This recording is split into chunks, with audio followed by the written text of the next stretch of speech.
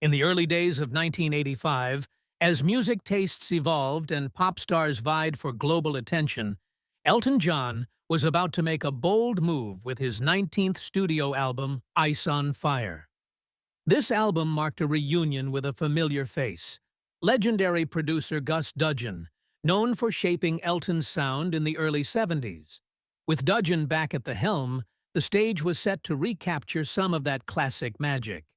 Yet, Ice on Fire wasn't just a nostalgic throwback. It was an experiment with fresh collaborations and a journey into the uncharted territories of pop rock, capturing the spirit of a changing musical landscape. Recorded in the peaceful town of Cookham, Berkshire, at Saul Studios, Ice on Fire saw Elton experimenting with a blend of old and new.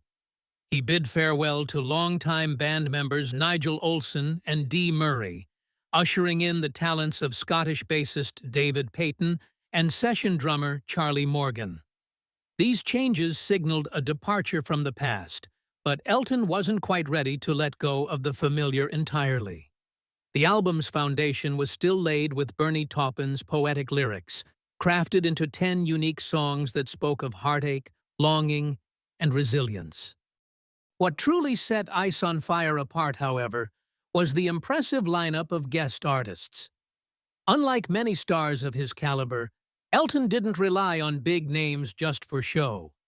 Instead, he brought in musicians who added unique flavors to the project. Queen's Roger Taylor and John Deacon lent their talents on drums and bass for Too Young, adding a layer of rock intensity. Meanwhile, George Michael, riding high on his own pop success, joined Nick Kershaw in harmonies on Nikita, a single that would soon become the album's crown jewel. Together, these artists contributed to an album that radiated both warmth and edge. Nikita captured listeners worldwide with its tender lyrics about an impossible love and a melody that left a lasting mark. The single climbed the charts, reaching number 3 in the UK, Elton's highest position in nearly a decade, and dominated charts across Europe. It even cracked the top 10 in the United States, proving that Elton's artistry resonated deeply across borders. The song became a defining track of the mid-'80s, showcasing a more introspective Elton as he explored new ways to tell timeless stories.